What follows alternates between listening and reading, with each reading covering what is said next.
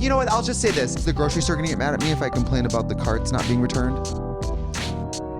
Wait, what? Like if I come on the podcast and complain about something or talk about something, Yeah. am I supposed to talk about no people, places, or things while I'm here? Honey, you've got a big storm coming. Hello everyone, how are you today? I hope that you're having a really good day so far. If you are new here, my name is Taylor. I come to you from Baltimore City, Maryland, and here on my YouTube channel I feature content that is generally focused on knitting and spinning. In today's episode of what I call the Thread to Mend podcast, I'm going to sit down and share with you the things that I'm currently working on, and we have a lot to review. For all of you in the Sunday live chat, let me know where you're watching from, what you're working on, and what are your plans for today? Because I have so many plans. I want to get outside and roller skate. I have been listening to a lot of medical research about the importance of sunlight right now during the winter months here in the Northern Hemisphere. If you are anywhere that you're not getting a lot of sunlight, make sure that you are supplementing with your vitamin D, folks. It's important for your immune system. I'm not a medical professional. I have no qualifications to offer you medical advice. I have had my vitamin D tested by my doctor, which I recommend you do, especially if you have any fatigue or tiredness, because you never know. But there was a time in my life where I had it tested and it was so low in the single digits that I had to supplement with as much as 50,000 units weekly, which, if you're not aware, is an incredible amount. And since that time, I have had much better levels, but I still take as much as 4,000 to 5,000 units a day, but that might be more than you need. So I would recommend go to your doctor if you can, if you have that luxury here in the United States. It does feel like a luxury, but ask your doctor to check your vitamin D and how much they recommend you supplement. Typically, I think the average dose is about 2,000 units a day, but you want to seek out confirmation from your healthcare provider to find out. But it is important for your immune health. There is undeniable research on that subject, especially in the world we live in today. And I think that more people need to know this, and I'm taking the time on my knitting channel to tell you about vitamin D supplementation because that is how important I feel it is. I would love to know your thoughts. Again, I'm not a doctor. Listen to your own doctor, okay? Don't come for me in the comments about how irresponsible I am by simply trying to inform the public about this thing I think more people need to hear. Before we get way into today's video, I want to give an extra special welcome to everyone in the live chat on Sunday morning. If you don't know, I premiere my videos on Sundays so that I have the opportunity to engage with you all in the live chat video. I do read every single comment that you leave on my videos, and I'm so grateful to every one of you who takes the time to engage in the comments below. But the live chat is where we actually get to interact, and I get to respond to some of the things that you have to say. And it is really the highlight of my week. I missed you guys last Sunday, but I'm just so glad that you're here and we have this time together, and it really means so much to me. So if you like this video, do give it a like. That really also helps me here in growing my channel here on YouTube. And thank you all for subscribing. Those of you who subscribe, it like warms my heart every time I see that number increase. Is just like, feels like, I don't know, it's like, oh, I'm here for a reason, because people enjoy it enough to watch again. So it keeps me going here online to see that you're here with me, and you know, I just love our time together here on Sunday. So thanks for watching. I'm gearing up for the Maryland Sheep and Wool Festival, which will be the first weekend of May. So we are just months away, and I'm trying to prepare my home for another fleece, or hopefully just half a fleece. The last several festivals I have attended, I think the last 2 years, I have only brought home half of a fleece because I was lucky to find someone out here on the internet also attending the festival that was willing to split a fleece with me. And I find that half of a fleece 2 times a year is about all that I can process. And right now, I'm trying to work through some of the fleeces that I have kind of allowed to sit and stagnate in the corner of my home. In my dining room, I have a wicker shelf full of vintage floral pillowcases that I do collect. They are very hard to find these days. I can never have enough. If you're ever out there and you feel that you don't need the vintage floral pillowcase you come across, I will pay the shipping for you to send that to me, because I love to collect any vintage floral pillowcase that I can.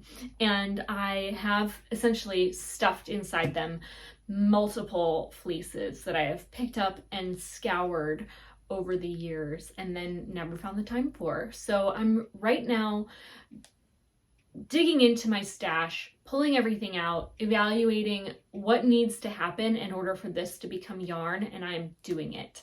I have a new, what's the word? I don't know what word I'm trying to find, but I have like this new breath of motivation, inspiration. I have been deeply inspired by Tazi over, is it Tazi?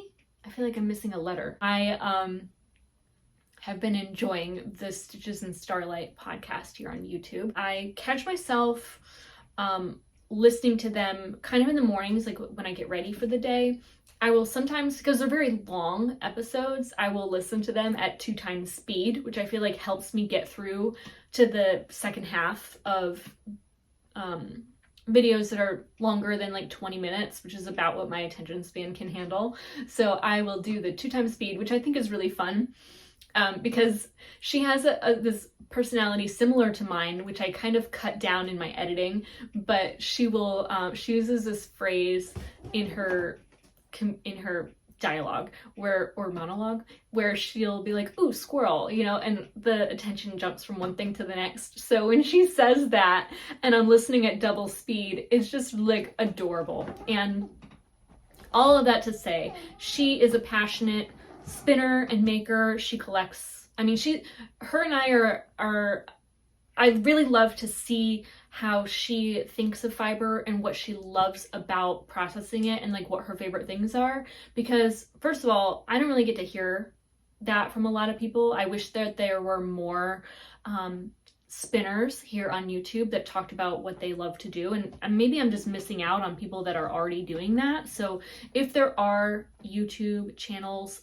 out here on this platform that talk a lot about spinning that you enjoy, let us know in the comments. I've been watching a lot of her content, and she inspired me to dig in, dive deep, and spin probably the most balanced and most perfect skein of yarn that I've ever made, which feels so good to say out loud, because inside myself lately, prior to creating this yarn, I felt very insecure about my ability to spin yarn, because honestly, it has been a while since I've spun.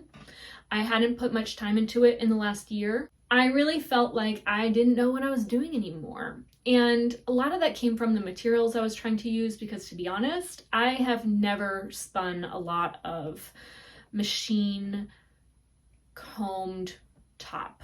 And I was trying to get back into spinning with machine combed top, and I didn't know what I was doing, because I've never known what I'm doing with machine combed top. So I decided to just put the colorful, bright, and lovely fiber aside, as good as it looked to work with. I just wasn't ready to kind of graduate to that type of work. So I went back to what I'm a little bit more familiar with, which is hand combing fiber that I've scoured from a raw fleece and spin that into whatever I spin it into.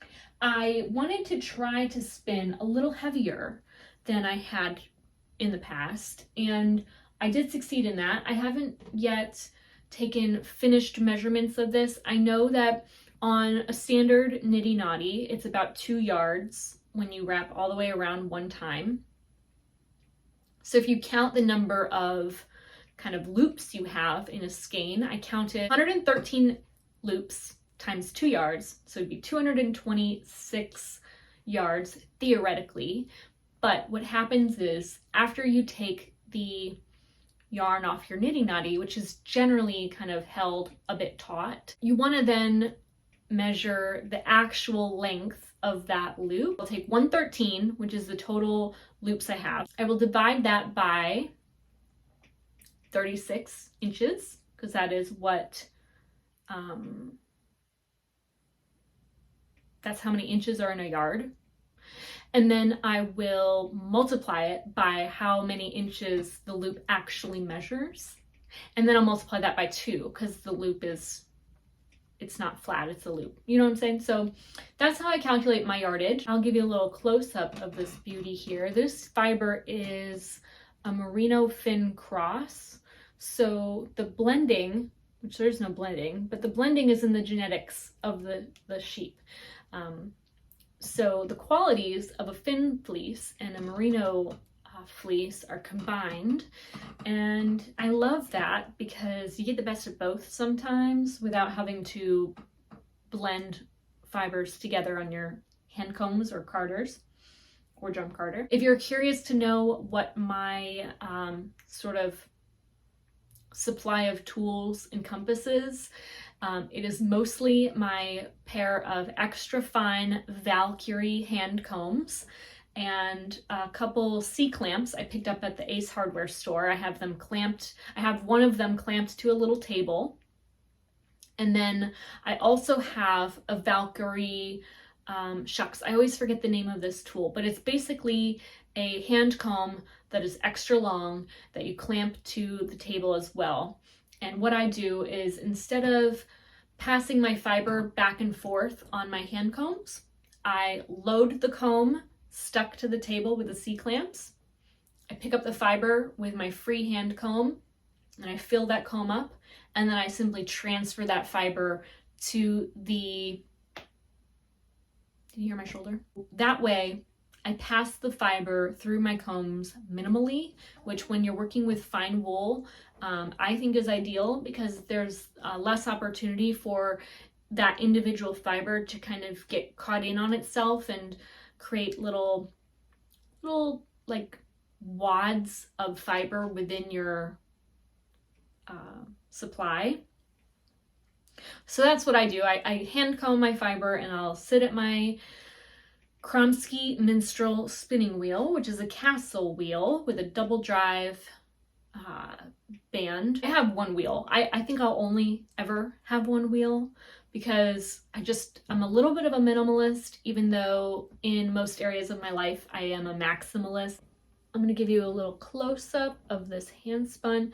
It does look a little thick and thin in the camera. I can see now that there are certainly areas that are one ply is a little thicker than the other ply, and so one of the two will kind of pop out along the edge.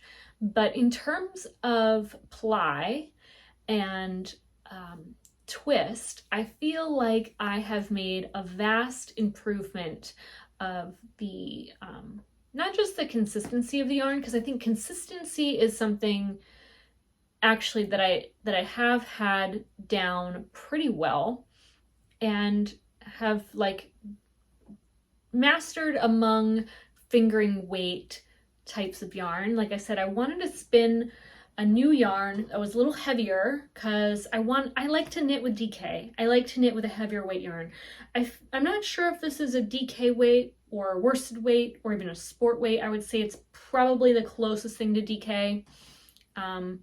Could be on the verge of worsted here or there, but if I were to guess, I would think that this might be a DK weight yarn. I'm going to do my final figures and sort that out, but it's the twist that I'm really proud of, because typically I overply, over twist, which, like I said in many videos, I kind of like. I don't know if I've learned to love it because it's what I am able to make, or if, you know, honestly, like the sweaters that I've knit with my hand spun yarn that is a little over plied or a little over twisted, they wear like iron and they're comfortable.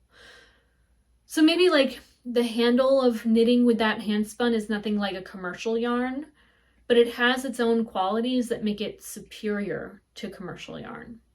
This is the most commercial feeling yarn that I've ever made, but I think because it is still a little bit over twisted in the singles, it does have that special squish to it that I feel like only hand spun yarn does, which or has, because it's like it's dense. It's not the lightest of yarns, but because I didn't overply it,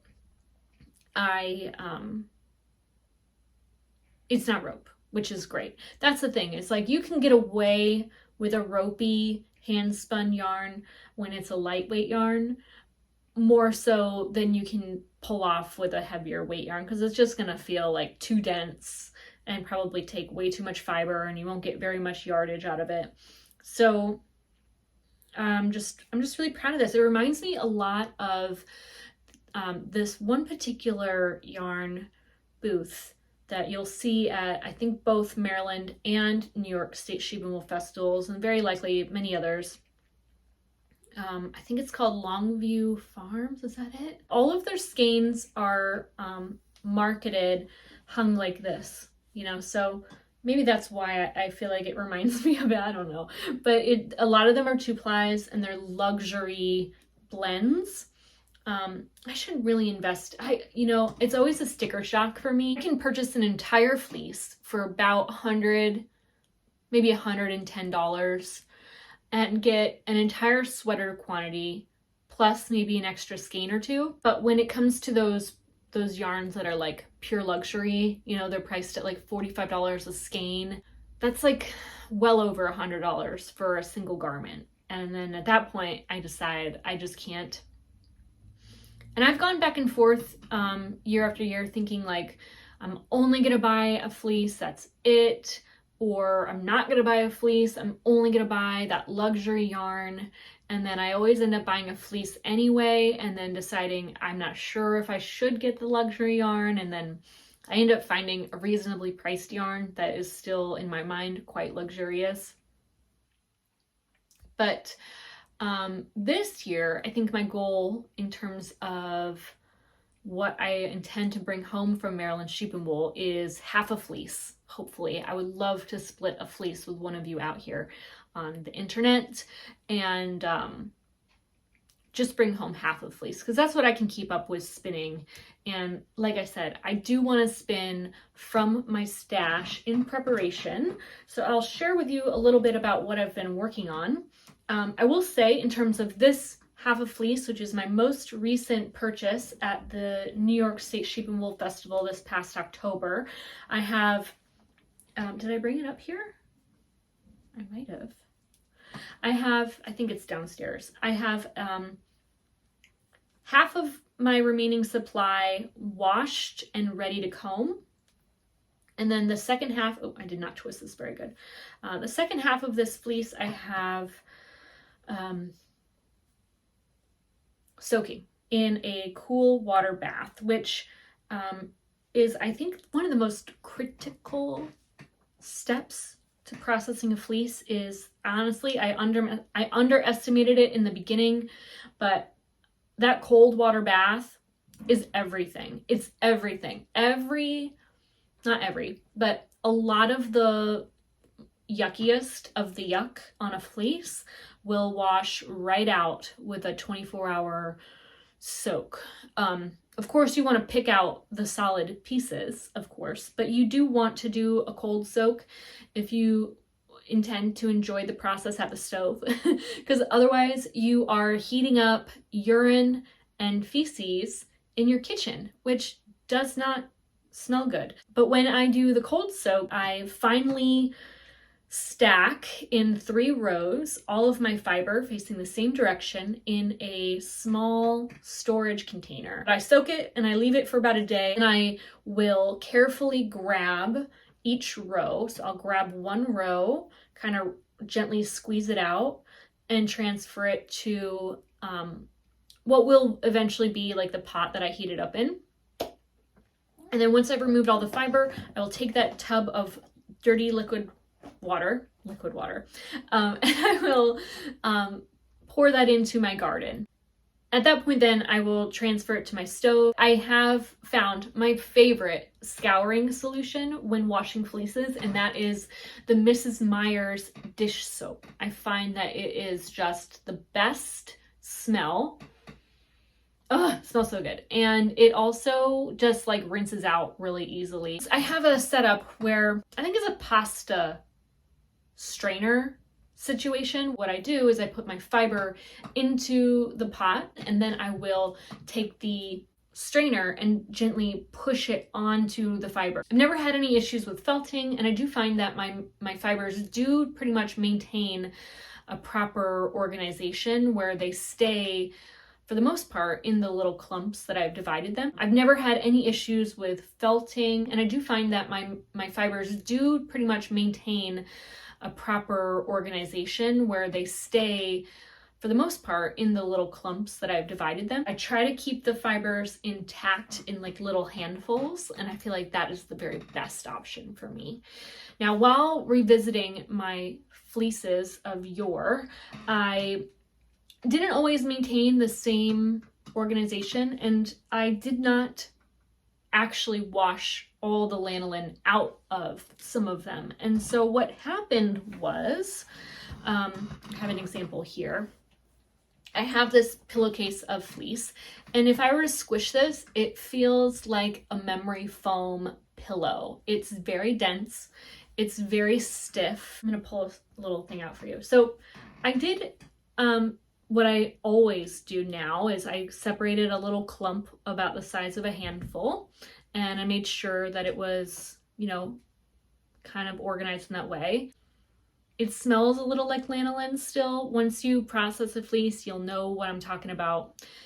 It's not stinky sheep smell. It's kind of like a sickeningly sweet, kind of lactic sort of smell. This is really hard to comb. It's kind of stuck together.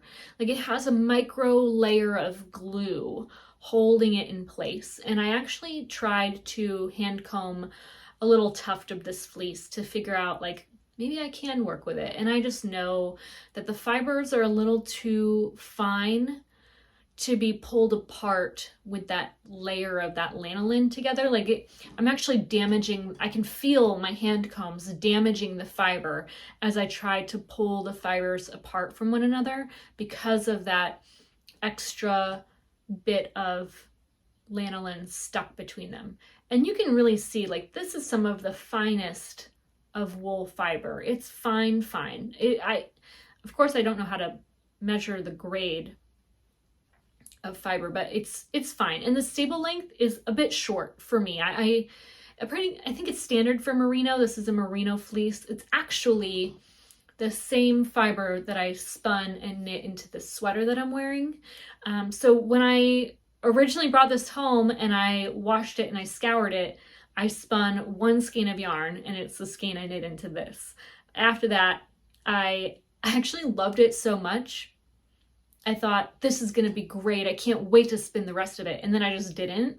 I kind of coveted it. And then time passed and that lanolin kind of solidified. Revisiting this, it's just impossible to work with. So I have decided, because I have asked this question of my viewers in the past, can you rewash washed wool? And one of you graciously took the time to explain yes. So I did. I have rewashed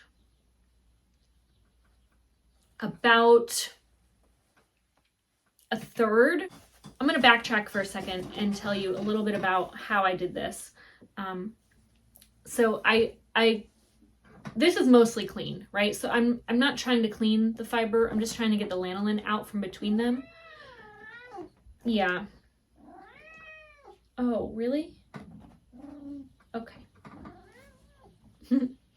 So what I did was I put my hot soapy water on the stove, and I really tore up my hands last night because I would take each hunk of fiber and I would kind of, I don't know, waft it through the hot water and then turn it and do it on the other side, because all of these chunks of wool were like squished in storage. They were not really in this lovely shape. You find this one here. And so I did that with every individual thing, and I was trying to stretch it back out because it felt a little squished. And then I laid it in a row. So I was very meticulous, and eventually I allowed the fiber to just soak in that hot soapy water for a while. I drained it, I rinsed it, I put it in a pillowcase, and then I put it into my washing machine on the drain spin cycle. So I was able to spin the majority of moisture out of the fiber. And at that point, I took it to a towel like this one, and while it was wet, I tried to stretch it back out into its normal shape and laid it out to dry. So I now have a bunch of fiber. Some of it is a little bit shorter staple than the rest, but this is much softer and easier to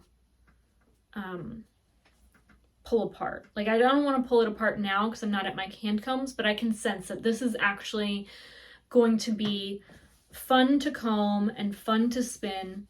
And that's really all I have energy for, because it's just life is too short to not enjoy the process of making things. If you're going to go through all the effort of doing something, I mean, I hope you're having fun, because it can be a nightmare sometimes. I am spilling fiber all over my room right now, but I need another pillowcase to store this in. So, because what I've done is I took fiber from one pillowcase, and now I have two supplies, but only one pillowcase. So I might need to find one in storage if I have one. I don't think I do. Until then, I think I might just need to try to keep it wrapped up in these towels until I get through the second half, more or less, of this stash here, which I think I might be able to do this weekend, maybe. I'm not sure. I have, like I said, I still have fiber from the remainder of this fleece that is soaking overnight, and it'll be ready to wash today. So if I'm lucky, before May, I will have a free pillowcase to store a new fleece in. But until then, I'm pretty strapped for pillowcases, and that's a lot of spinning to do. I can't get over how much I love the smell of the Mrs. Meyer's soap on my yarn. It still has a little bit of a sheepy smell to it, like most wool does when it's wet. I think that this is dry, but it feels kind of cool to the touch, so maybe there's a tiny bit of moisture still in it. I washed this a day ago, so it should be dry, but you know how it is. It just, wool will hold moisture. So anyway, I did receive a couple of skeins in the mail. A very lovely viewer sent these out to me. She did ask to remain anonymous, but she wanted to try out these yarns and thought of me and wanted me to try them out also. So she sent over a couple skeins from a maker called Knitting Nikabi, I think is the pronunciation. And I was checking out her website last night because I wanted to know all about her. And she naturally dyes natural fibers. Everything is non-superwash and I think ethically produced. And she sent over, not her, but the viewer, sent over to me a skein of this rust colorway, which is naturally dyed with madder root on a base that is non-superwash, blue-faced Leicester, and 75% BFL and 25% mid-brown Masham in a DK weight. This looks like a woolen spun 2-ply, and it's this beautiful variegation to it. And the second skein is the Green Gables color. It's 100% non-superwash merino and a DK weight yarn as well. I would guess that this is either a 4-ply or a 3-ply. Yeah, I think it's a 4-ply. Anyway, very soft, like velvet soft. Thank you so much for sending these. I am so glad to have these in my stash. They are so lovely. And I think that I might knit a pair of socks with these. Maybe I don't know which would be better. Probably the 4-ply for socks. And then the more hard-wearing fiber could be better for socks, but it's also a 2-ply. So I don't know what to do. I think that this could be a nice hat for my skin tone, but I think that the green might be nice too. I don't know. Maybe I'll knit a hat with each of these. I don't wear a lot of hats, but maybe I could do like a cowl situation. Ooh, I think that I might try to spin another DK weight skein to maybe do a color work project with these two. And then because this is a 2-ply, I can easily knit another 2-ply. I meant to say spin. I can easily spin a 2-ply to match that. But the 4-ply, I don't love spinning a 4-ply. It takes way too much time to consider. So I might simply knit a pair of socks with these. I don't know how well merino yarn holds up as socks, because I think every other sock I've knit is with a superwash. So maybe I'll do a hat or like a tank top or something cute. I would probably have to split this into 2 skeins to alternate rounds with the slight variegation of color if I decide to do the tank top route.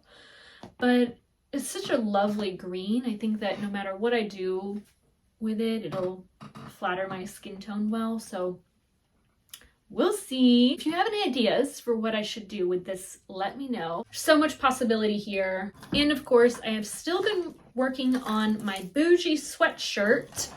I'm at the point where I'm working one of the 2 sleeves, which you can see here. It is about 14 inches in circumference, which is my preferred upper arm sleeve width. And I kind of just knit the body until I ran out of mohair, and then I decided to split to the sleeve and work on the sleeve for a little while because I was just getting sick of stockinette for the moment. I thought at least if I were doing a few decreases every couple inches, then it'll be a little bit more interesting, give me a little more gratification.